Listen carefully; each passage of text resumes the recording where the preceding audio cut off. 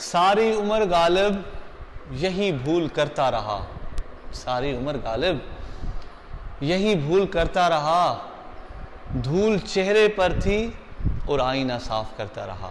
बिस्मिल्लाहिर्रहमानिर्रहीम। अस्सलाम वालेकुम फ्रेंड्स, मैं हूं आपका दोस्त शाहिद हुसैन और आज हम एक और टॉपिक पे बात करने वाले हैं। हमारा सब्जेक्ट है कानूनी शहादत आर्डर और उसकी जो आर्टिकल नंबर 2 है, जिसमें हेडिंग है उसकी तारीफ़ात।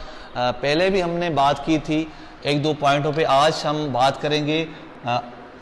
टॉपिक हमारा आर्टिकल 2 तारीफ़ात, सब्जेक्ट कानूनी शहादत आर्डर वही, और पॉइंट नंबर 3 में शहादत। ठीक है जी, शहादत या इसको कहें गवाही, एविडेंस।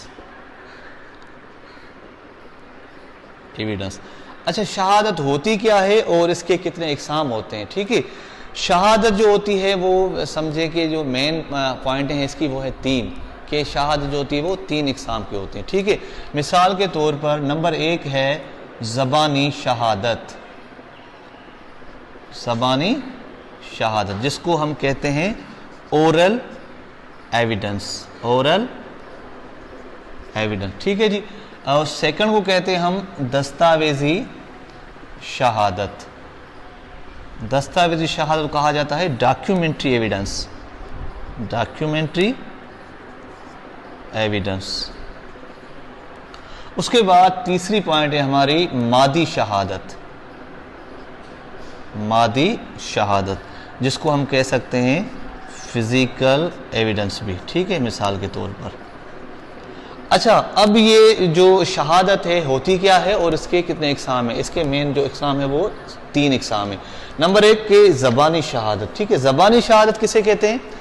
ज़बानी शहादत वो होती है जो कोई भी ऐसा बयान जो किसी वाक़े के बारे में हो और अदालत के हुक्म पर अदालत में दिया जाए, किसी भी वाक़े को सच्चा या झूठा साबित करने के लिए, उसे हम कहते हैं ज़बानी शहादत। ठीक है, इट मीन्स ओरल एविडेंस। कोई भी बंदा है, किसी वाक़े वो अपना बयान दे रहा है और ख़ुद आके कह रहा है अदालत में, तो उसकी वो क्या हो गई? ज़बानी शहादत, क्योंकि वो खुद दे रहा है। ठीक है जी, उसके बाद आते हैं दस्तावेजी शहादत। दस्तावेजी शहादत क्या होती है कि कोई भी ऐसा मज़मून, कोई भी ऐसा मवाद, कोई भी ऐसे दस्तावेज़ात, कोई भी ऐसा रिकॉर्ड जो अदालत के मुलाहिज़े के लिए पेश किया जाए, उससे हम क्या कहते हैं? दस्तावेजी शहादत। ठीक है जी, उसके बाद है मादी शहादत। मादी शहादत किसे कहते हैं?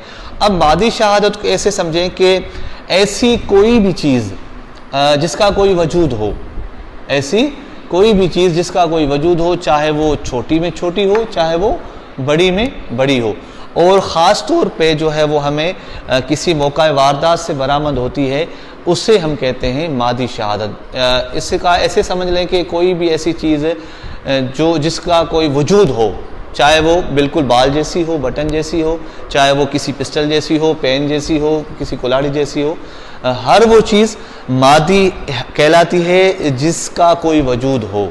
ठीक है, ये हमारे 3 जो हिस्से थे शहादत के, ये बहुत बड़ी अहमियत रखते हैं, क्योंकि हमें पता होना चाहिए कि शहादत होती क्या है और शहादत के इकसाम कितने होते हैं। ये भी आर्टिकल 2 में ही आते हैं। आई होप कि आज भी आपको ये टॉपिक समझ आ गया होगा। इंशाल्लाह नेक्स्ट टॉपिक में फिर मिलेंगे। दुआओं में बहुत याद रखिएगा और अपना बहुत सारा ख्याल कीजिएगा। तब तक के लिए अल्लाह हाफिज़।